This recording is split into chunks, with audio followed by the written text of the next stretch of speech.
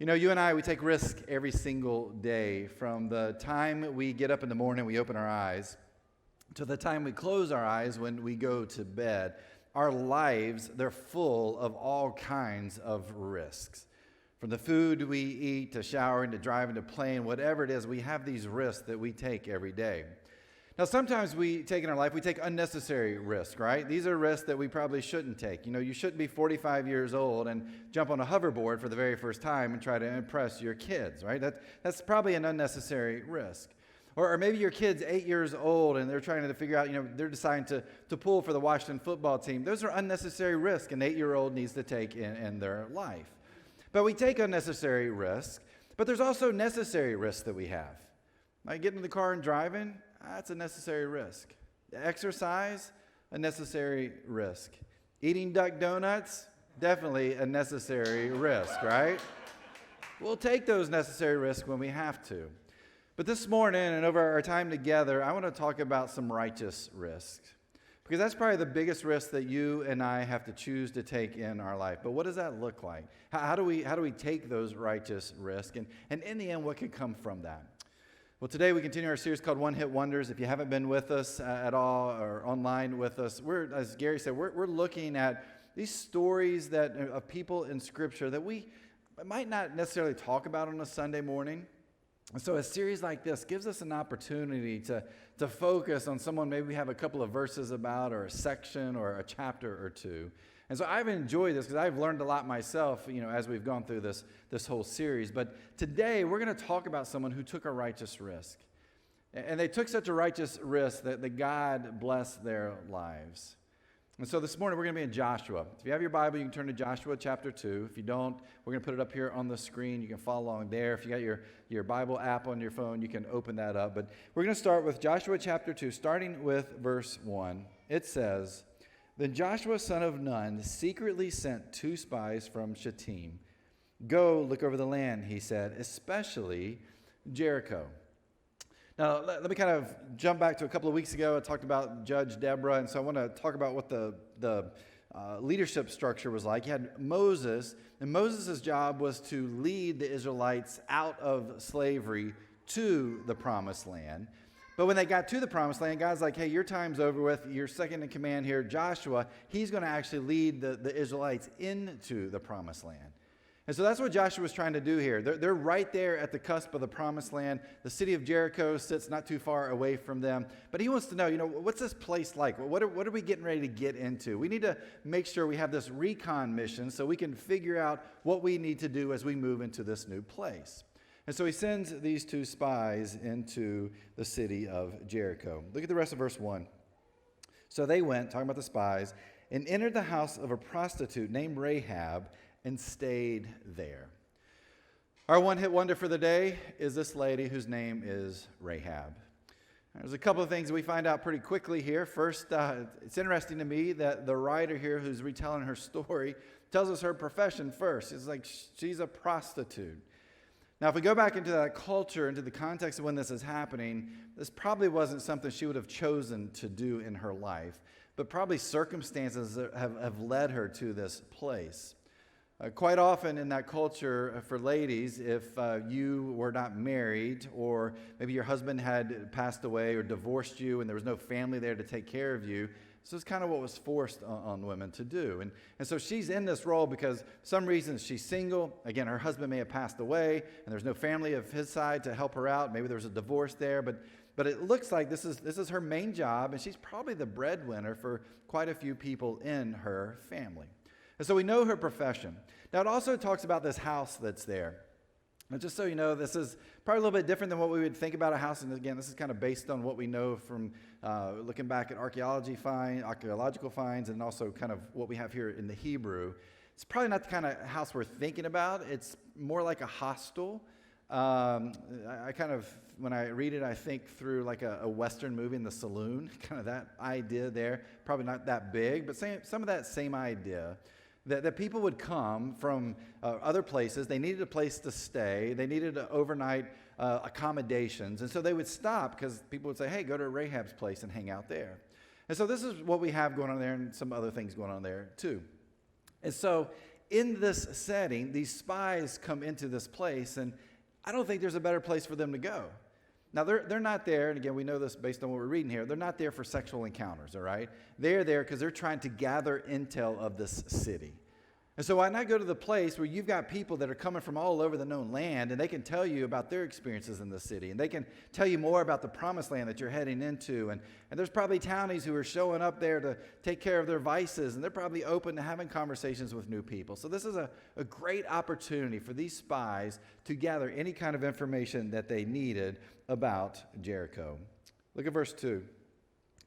The king of Jericho was told, look, some of the Israelites have come here tonight to spy out the land.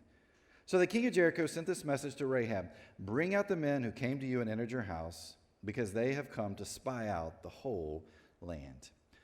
Now they go here and they think this place is safe, but it's actually not safe. It seems like there was a mole there. Someone was looking for them, and this information gets back to the king.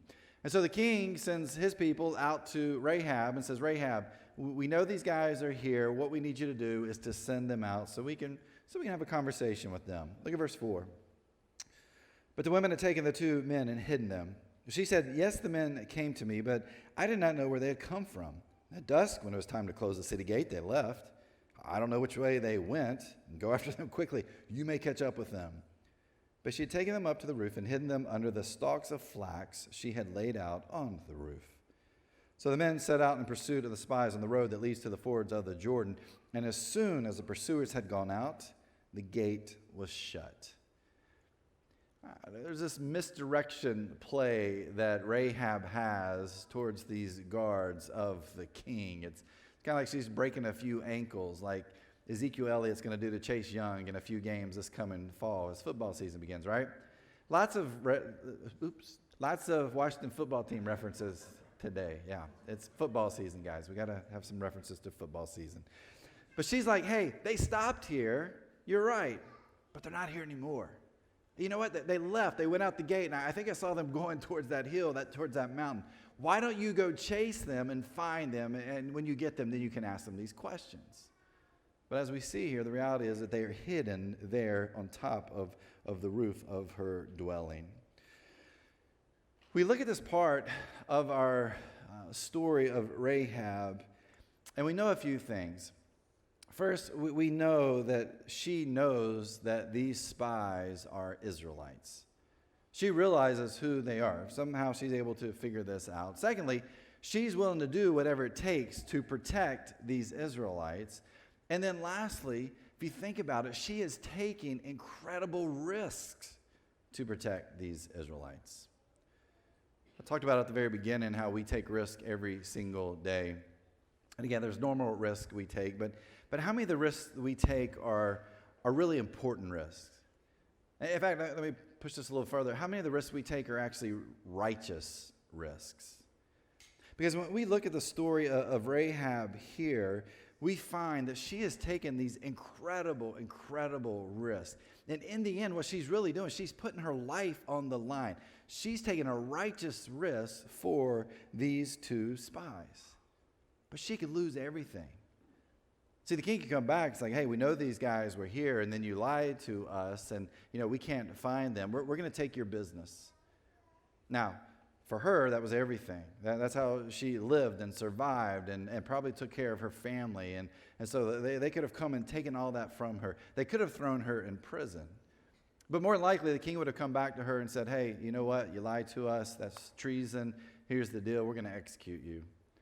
Oh, and by the way, not only are we going to execute you, but we're going to execute your mom and dad. We're going to execute your family and their families. We're going to execute everybody's connected to you because we want to teach the people of this city of Jericho what happens when you defy those in charge.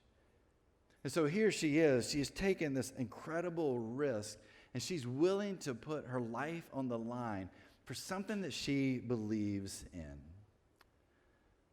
What risk are you and I willing to take in our life? Now, again, I'm not talking about normal risk. I'm talking about big risks. I'm talking about righteous risks. What righteous risk are we willing to take in our lives? I'm always drawn to the faith of people in different countries where they're persecuted for their faith. Sometimes I hear people who are followers of Christ in the United States talk about how Christians are persecuted. We're not persecuted here. There might be some inconveniences, but we're not persecuted. We don't face life and death choices every single day.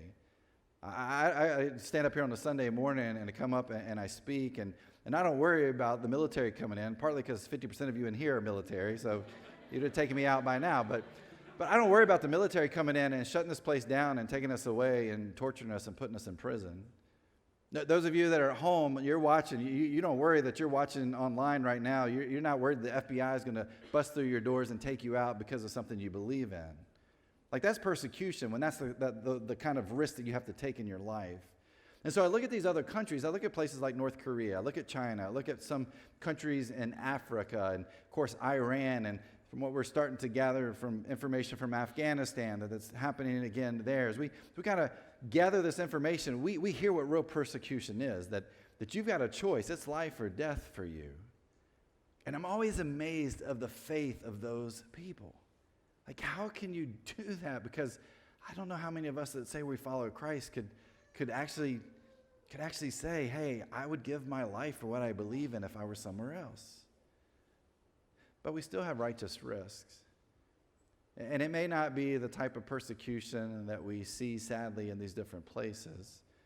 Maybe the experience we have is very different. Maybe the inconveniences we have, or that relationships are going to flounder, or relationships are going to be gone because of our faith and who we are. And we're willing to share that. And that may be the worst thing that we have to face.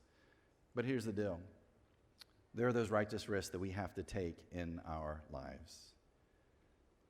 For those of us here that are followers of Christ, what would that look like for us? Well, maybe it's you thinking about who that one person is in your life that you know is far from Christ. That one person in your life, and it could be a family member, someone who lives with you. It could be a family friend. It could be a coworker. But there's somebody in your life that you know is that one person. And you're maybe praying for opportunities to share your faith with them. Hey, here's the deal. You're going to take a righteous risk at some point in time if you're praying that prayer, that God will give you the opportunity to have that conversation with them, because you don't know how they're going to respond with that. They may say, hey, I don't ever want to talk to you again. This friendship is over with. But you know what? That's a righteous risk that we may need to take. Or maybe the righteous risk we have is going out and seeking forgiveness from someone that we have hurt, or giving forgiveness to someone that's hurt us. Or maybe it could be for us that we have to deal with the struggles we have in our life and move beyond where we are and loving our enemies and understanding what that looks like for us to do that. Maybe that's the righteous risk we have to take, and to be able to tell that person, hey, I'm sorry. There are righteous risks we take in our life, but are we willing to take those risks? Could be for others. If you're not a follower of Jesus, you're trying to figure out this Jesus thing, you're on this beginning steps to this spiritual journey, your righteous risk could be finally saying, hey, I'm going to follow Christ. And your righteous risk may be saying, hey, you know what, I want to be baptized. I want to take this huge step in my life. Because for some, you taking that step, it may be a step that your family may be totally against. But you know that you need that in your life. And you're ready to take that step of faith with Christ in that step of baptism. Maybe you're here today or you're online and that's where you are. Man, we'd love to have a conversation with you about that. We'd love to talk to you about what baptism looks like and why we do it and why it's important to us and why we see that as part of our spiritual journey that we go through. And so if you're here and you're in this room, there's a connection card in front of you. You can fill that out and mark that, and we can contact you. You can put it in the offering box in the back or in the lobby, or stop by our guest tent and drop that off. If you're online, you can hit that connection card that's online and just let us know that. On September 12th, as Daniel was talking about a little bit ago, we're going to have our big back to fall party here at the Journey. But it's also going to be Baptism Sunday, and we have, I think, 4 people already that are going to take that step, talk to a few more. But we'd love for you to join us in that and to experience what this righteous risk may look like for you. Because when I look at Rahab's story, she was willing to take these incredible risks and these righteous risks because there was something that was going on deep inside her. There was this belief and this faith in something bigger. And she was willing to put her life on the line for this thing that she believed in. And so what are you willing to risk? Look at verse 8. Before the spies lay down for the night, she went up on the roof and said to them, I know that the Lord has given you this land, and that a great fear of you has fallen on us, so that all who live in this country are melting in fear because of you. We have heard how the Lord dried up the water of the Red Sea for you when you came out of Egypt, and what you did to Sihon and Og, the two kings of the Amorites east of the Jordan, whom you completely destroyed. When we heard of it, our hearts melted in fear, and everyone's courage failed because of you. For the Lord your God is God in heaven above and on the earth below. Every time I read this part of Rahab's story, it's like one of the best moments in the Bible. Because look at what Rahab says here. She's acknowledging this Israelite God. She says, your God has brought fear to Jericho. Your God has brought fear to the land around us. Now, why is this? Well, again, Jericho's on this trade route. Rahab, she is there in this city, and she owns this place where people come in and they spend the night and then they move on their travels. And so for probably 40 years, she's been getting all kinds of information from people all over the known world at that time. And they're sharing these stories about this group of people who walked across this dry land and how they were able to escape from the slavery of Egypt, and then how they were destroyed, these two main kings. And so there's this fear that is there because of the stories that they're hearing. And again, this wasn't new stuff. This is stuff they've probably been hearing for years, maybe even decades. And so Rahab knows that there's something different about this God. Like, she knows the Jericho gods with the little g's. She knows who they are, and she realizes they're really not anything. But there's something about this Israelite big G God that's so different than anything that she's ever heard of or anybody's ever experienced. And so there's this fear that is there. And I think as you look at that passage there in verse 8, it really is this confession that she makes. She's like, God is God. And this God that you follow is more powerful and more has these abilities that no other God has. And so your God is the God that I have this faith in, this belief in, that there's something about your God that's different. I read this part of her story and what she says, and it really is a reminder of this revelation that Rahab has. That she realizes that there's more to her life than she thought. There's more than her nationality. There was more than her career. There was more than her home. There was something more than her family. And that revelation to her was this God. That this God was bigger than any other God she had ever known. That this God did more than any other God imaginable could ever do. That her gods, Canaanite gods, were not like this Israelite God. But what was that revelation that she found? It was hope. That in this God, there was something she had never experienced before in her life. That there was this moment of hope. Now, we don't have all the details of her story. I mean, you think about the Bible, it's this bunch of books that are just really cliff notes of people's lives. We don't get to see the whole picture here, but one of the things I invite us to do all the time is, as we're reading something like Rahab's story, let's put ourselves into her position. And what would that look like? What would your life be like? What would you be looking for? Well, like I said, she's a prostitute, right?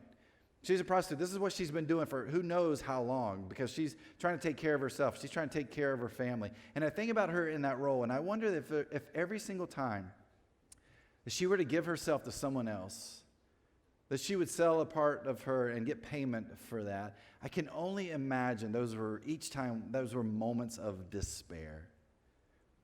Like, what am I doing? Why am I doing this? Why is this the profession that I have? But I also imagine that there was also this desire for something more. This desire to get out of what she was doing, to move on from her past. And all of a sudden, because of this revelation of who this God is, there's hope for her. And because of this hope, she maybe can find that thing that's going to fill this deep hole that she has in her soul. And it's this connection, finally, to God. If you think about your life, especially those that are followers of Christ, I'm guessing there was a moment where there was this revelation to you of who God was, who Christ is in your life. And maybe your life has been kind of messy, right? There's this past and decisions that you've made that you've had to pay for, and addictions, whatever it may be. Just, we all live this messy life, but there was this moment where this revelation came to you that there was something more, that there was hope. And the hope that came through Christ. Maybe it came through a conversation. And maybe it was one of your grandparents set you down and said, hey, we really need to talk about where you are in your faith. Maybe it was a coworker that did that for you. And yet that moment was a revelation to you that there's something more for me, that there's hope in my life. Could have been it was tough love, right? Tough love from a coach, a teacher, a parent. Again, people that were following Christ. And hey, let's just kind of sit down and have this talk. Or it could have been somebody else. You saw the experiences that they had. And you watch their life and you're like, this stuff is terrible and horrible, and I can't believe they're not cursing God and hating God, but yet they still follow God. Well, what's the deal here? I mean, I see this joy, and you can't figure out these two opposite things going on, right? There's joy here, but there's all this pain. How do you do that? And over time, as you begin to ask questions, they talk about their faith, and maybe that was the moment that revelation came to you, like, oh, there is hope. Because that's what we're all looking for. We're looking for something to hope in. We're looking for something to hold on to. And it could be those moments where God reveals who Jesus is to us through those conversations, through those experiences that change our life forever. See, that happened to Rahab. God revealed himself to her. And she grabbed onto this faith and this belief, and she was willing to take this righteous risk in her life. The question is, what is God revealing to you and to me? Let's look at verse 12 there. It says, now then, please swear to me by the Lord that you will show kindness to my family, because I have shown kindness to you. Give me a sure sign that you will spare the lives of my father and mother, my brothers and sisters, and all who belong to them, and that you will save us from death. So Rahab says, hey, I want to take care of all these people that are important to me. She said, I'll take care of you if you save my family. But notice that. She doesn't say, I want you to save me. She's not selfish here, right? She's not, I want you to save me. Can you help me? No, she says, hey, I need you to save my family. I need you to save who's important to me. And it's kind of this confession of faith we see here with these words that she says, because she's hoping that what will happen is there will be salvation for her and her family. Verse 14, our lives for your lives, the men assured her. If you don't tell what we are doing, we will treat you kindly and faithfully when the Lord gives us the land. So they make this pact between the two of them. The spies say, hey, if you protect us and don't tell anybody our secret, then we will save you and your family. Verse 15, so she let them down by a rope through the window, for the house she lived in was part of the city wall. She said to them, go to the hills so the pursuers will not find you. Hide yourselves there 3 days until they return, and then go on your way. Real quick, just kind of construction thing. There were multiple walls there for Jericho. The outer walls, specifically up against the wall itself, there were homes, and that tended to be where lower income families would live. And so this would have been a place that somebody like Rahab would have lived. But there was a window there, and so she was able to lower them down through that window. Verse 17. Now the men had said to her, this oath you made us swear would not be binding on us unless, when we enter the land, you have tied the scarlet cord in the window through which you let us down, and unless you have brought your father and mother, your brothers, and all your family into your house. If any of them go outside your house into the street, their blood will be on their own heads. We will not be responsible. As for those who are in the house with you, their blood will be on our head if a hand is laid on them. But if you tell what we are doing, we will be released from the oath you made us swear. Agreed, she replied. Let it be as you say. So she sent them away, and they departed, and she tied the scarlet cord in the window. And so we have the spies, we have Rahab, they come together, they swear this oath. She leaves the scarlet cord there on the window as a reminder, you can do anything else to the city, just don't touch this area. And if you're familiar with the story, if you've read it before, if you haven't, you can continue reading on here in Joshua. The Israelites come, they surround the city, they actually surround it and walk around it for 7 days. Into those 7 days, the walls come crumbling down. They go in, they destroy the city, except for Rahab and her family, who are fully saved. I look at Rahab's life, And I think about this righteous risk that she takes. I think about this revelation that she has from God. And I wonder, though, what is it that you and I can learn from her? What can we learn from someone who's willing to take incredible risks because of something that's been revealed to her? What can we do in our life? How can we learn from this? Well, as I look at Rahab's story, there's this word that keeps coming to my mind. It's redemption. The Rahab story is a story of redemption, and it's a reminder to you and me that God is a God who redeems. Think about it this way. You probably have a favorite movie, a favorite book that you've read in your life. And if you think about the plot there, you've got a person, usually or a couple people, and there's tension there. They're lost. Their life's kind of crazy, messy type of deal. And then something happens. Something takes place, and their life totally changes, right? It's that moment of redemption, that their life becomes more than it was before. And that's why we love stories. We love that because we love that story of redemption. Now, I kind of laugh as a pastor because I find a lot of times that redemption moment, there's like this baptism scene, right? If you think about maybe some of your favorite movies, you're like, there's this moment they like fall in the water or they're stuck somewhere and they can't get out. And someone's like, oh, this is baptism. And that's what baptism is about. It's about this redemption from where we are to who God has called us to be. But that's what stories are about. They're about redemption. But what is redemption? What does this look like for us? Well, one of the great philosophers of our time, someone named Ice-T, once, it's true, you're going to be blown away by this, said this: redemption just means you just make a change in your life and you try to do right versus what you were doing, which was wrong. Now, I got to be honest, that's actually a pretty profound statement if you read through that a few times. Because he's right. Your life is heading in one direction. You're heading down this wrong path. And then something happens and you change. And this redemption happens in your life and you change. And you go towards this thing that is good. That's what redemption is. And in fact, if we look at the Bible, which is really a library of many different books, if we look through Scripture, you know what we see over and over and over again? Stories of redemption. If we go back and we look at the Old Testament is, and again, this series, we've focused a lot on people in the Old Testament. We see story after story of redemption that takes place, that people are heading in one direction and God shows up and it changes that direction. It changes them for good.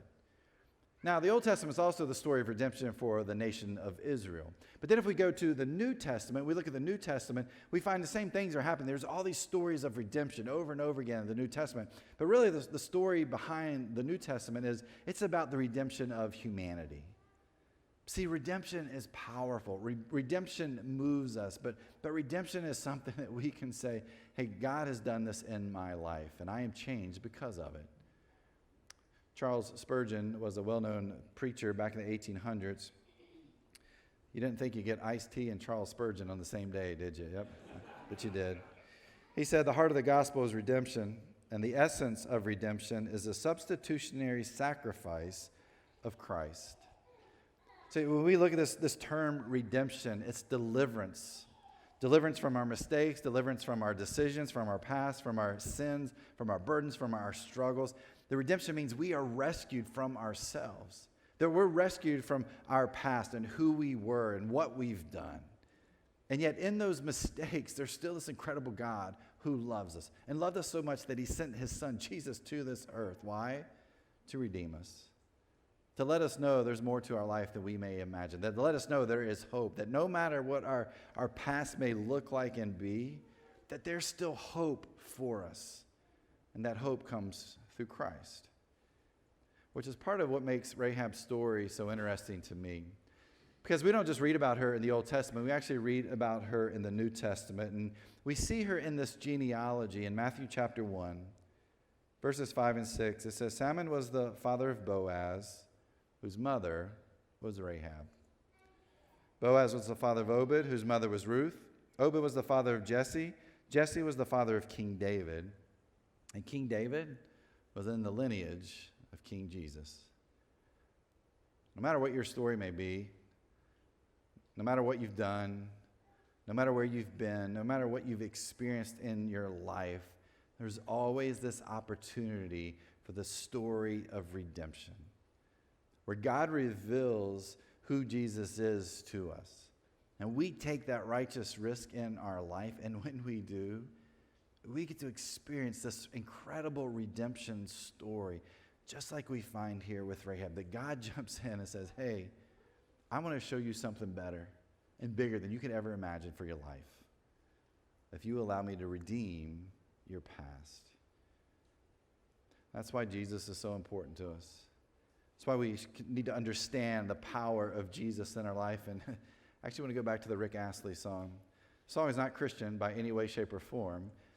But if you go back and you look at the chorus, and I read this a few times this week, I'm like, this is Jesus.